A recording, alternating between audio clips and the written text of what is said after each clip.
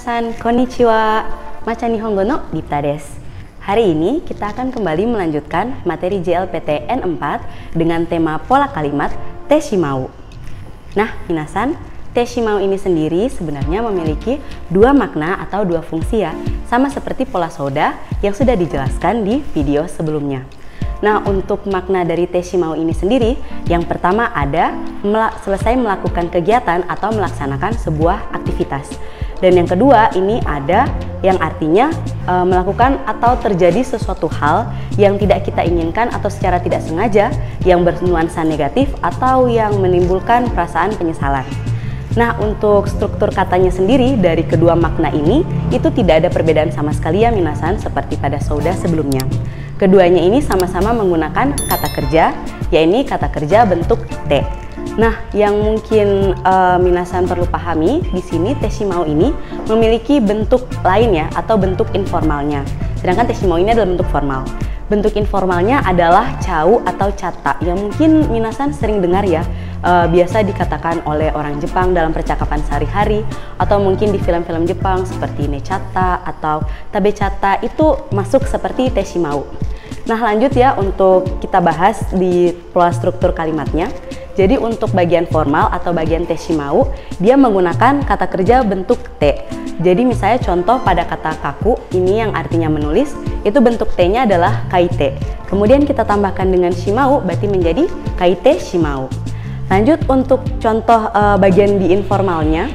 Jadi dia sama ya minasan, dia menggunakan pola kata kerja bentuk te.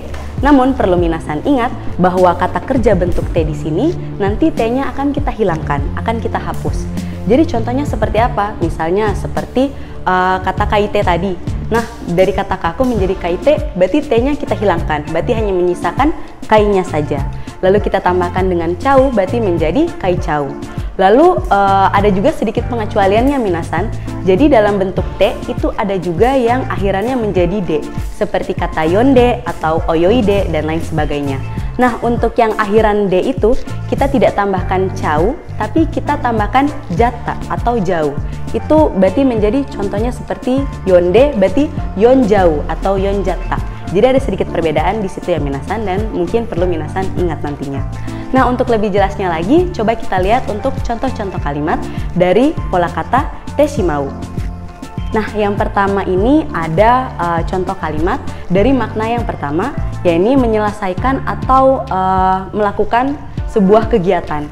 Jadi untuk kalimat pertama ini ada Haripota no shousetsu wo yonde shimaimashita, yang artinya saya sudah selesai membaca novel Harry Potter.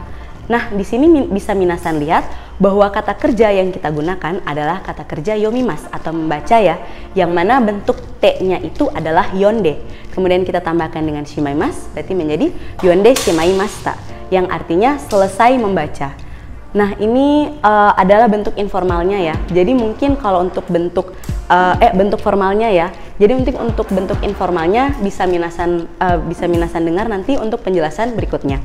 Nah, lanjut untuk contoh yang kedua, ya ini ada dari makna melakukan atau terjadi sesuatu hal yang tidak sengaja yang menimbulkan rasa penyesalan atau nuansa yang negatif.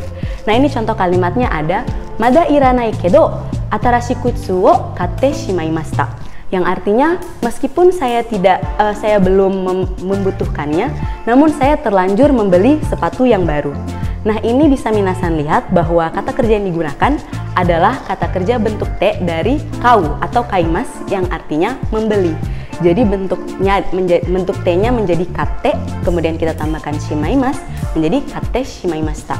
Nah, ini mungkin relatable ya dengan kehidupan minasan bahwa kalimat ini mengandung unsur sedikit penyesalan bahwa mada iranai kedo, meskipun dia belum membutuhkannya, meskipun dia seharusnya belum beli, kate shimaimashita, namun dia tidak sengaja malah terlanjur membeli sepatu baru tersebut. Jadi bisa kita lihat perbedaan makna dari contoh kalimat yang pertama dan contoh kalimat yang kedua, meskipun struktur kalimatnya itu sama-sama menggunakan kata kerja bentuk te. Nah, lanjut ya minasan untuk pola yang informal, yang ini menggunakan cau dan jau atau cata dan jata. Nah, untuk contoh kalimat yang pertama yang menggunakan makna menyelesaikan sebuah kegiatan, ini ada Hirumade Shukudayo Shichaimasu, yang artinya saya akan menyelesaikan PR saya hingga siang hari. Nah, bisa minasan lihat bahwa kata kerja yang digunakan di sini adalah kata kerja shimas, yang sebenarnya bentuk T-nya itu shite ya. Jadi bagian T-nya itu kita hilangkan, hanya menyisakan si-nya saja. Kemudian kita tambahkan chaimasu atau chau. Berarti menjadi shukudayo shichaimasu, yang artinya saya akan menyelesaikan PR saya. Lanjut untuk contoh kalimat yang kedua, ini ada Gemu senta de sanjikan ijo asonjatta, yang artinya saya sudah bermain di game center selama lebih dari 3 jam. Nah, di sini bisa minasan lihat bahwa kata kerja yang digunakan adalah kata kerja asobu, yang artinya bermain ya.